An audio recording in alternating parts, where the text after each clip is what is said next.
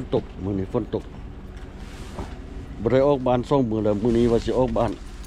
ไปหาซื้ออันน่ะนี่แหละนี่ออกบ้านไปซื้ออันมาเฮ็ดไปซื้อตัวพนัก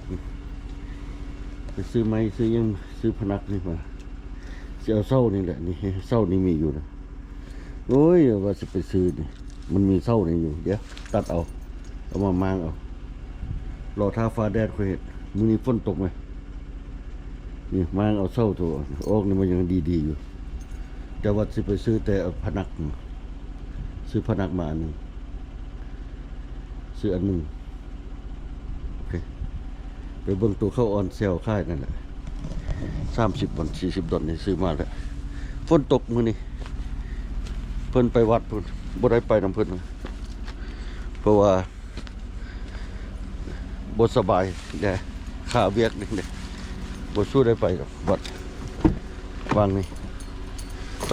กำลังสิออกไปเบิ่งไปตลาดไปเบิ่งอันน่ะพนักนี่แหละไปเบิ่งตัวพนักนี่แหละไปเซอร์เวย์เบิ่งถ้ามันทึกก็ซื้อมาเลยถ้ามันบ่ทึกก็เอาไว้บ้านนาไปซื้อบ่มีเงินละหมดเงินละหมดเงินละบ่มีเงินมันแพงหลายเฮาก็ถ้าซื้ออันบ่แพงนั่นแหละบ่ใช่มันบ่จำเป็นที่ไปซื้ออันแพงนะซื้อตัวเข้ารอถ้าเข้าออนเซลอันน่ะอันได้มันบ่อยากดีปานใดอันน่ะเข้าออนเซลได้บ่มีคนซื้อเลยมันบ่มีคนซื้อของเขาแล้วเข้าออนเซลก็อันตลาด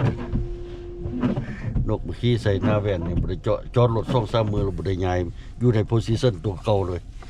อยู่ในตำแหน่งเก่า2 มื้อ3 มื้อแล้วบ่ได้ย้ายไปไสรถก็บ่ได้ติด มื้อนี้เลยสิออกบ้านฝนตกเลยมื้อฝนตกซ้ำออกบ้าน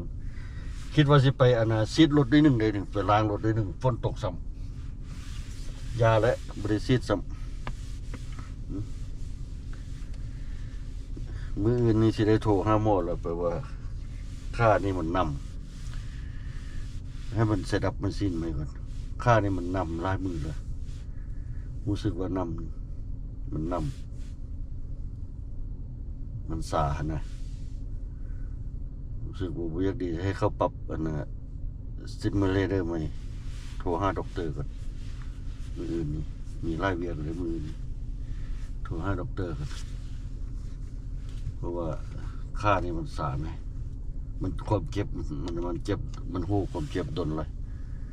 ได้สิโทรหา Imaging Center ได้เพราะว่ามันเห็นมันแท็กมาแล้วมันสงสัยมันให้ set up appointment แล้วนะเข้าไป Imaging เนี่ยด็อกเตอร์ออเดอร์ MRI ใหม่นะเพราะว่ามันบ่ฮู้บ่สิปัวมันให้ MRI ใหม่มันจึงสิสักยาตัวใหม่ให้นะค่านี่มันสานะมันเจ็บหลายเจ็บทั้งเอวเจ็บทั้งขาไหมเจ็บทั้งหัวเข่ามันหลายอย่างก็เลยด็อกเตอร์มันเลยออเดอร์ MRI ใหม่อากาศเย็นปรับฮีทขึ้นมาใส่73ก็ได้ใส่73อากาศ74ก็ได้แล้วมันมีฮีทด้วยนึงโอเคไปตลาดไปโลบึงพนักดินไปใครมันทึกจะซื้อเลยใครมันแพง70-80 ดอลลาร์ก็บ่ซื้อเลยอันนึงเพราะว่าบ่จำเป็นซื้อสิเฮ็ดเองก็ได้นะบางเทื่อสิซื้อไม้มาเฮ็ดเองโอเคไปฝนตกไปนี่มาตลาดมาซื้อไม้2 อันซื้อไม้2ตอนมาซื้อไม้ไปเฮ็ดพนักไปเฮ็ดพนักไปเฮ็ดเอาพนักซื้อ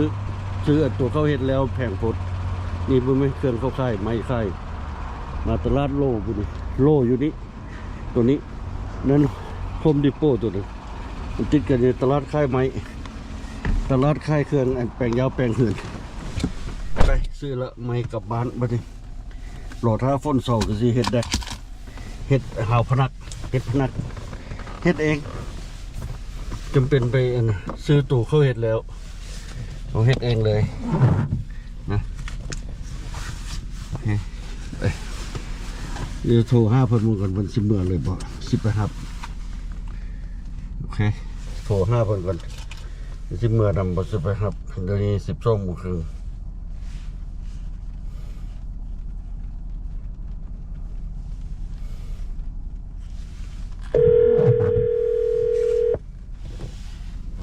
เนี่ยบนตลาดขายมาอยู่นี่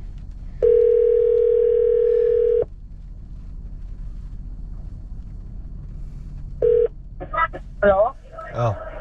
เจอแล้วเราบ่ดิ โอ้เขากำลังกินข้าวแล้วเมื่อกี้นี่ โอ้เจ้าเมื่อผมค่อยบอกค่อยสิไปครับ เหรอ ค่อยมาตลาดโลนี่เจ้าคันเจ้าสิเมื่อ โอ ค่อย เค สิ โอ ไป เค ค มา รับ หารถมาหารถ โอเคค่อยกำลังออกตลาดโลไปได้นี่ โอเคพอแล้วผมบอกเด้อ โอเค อืม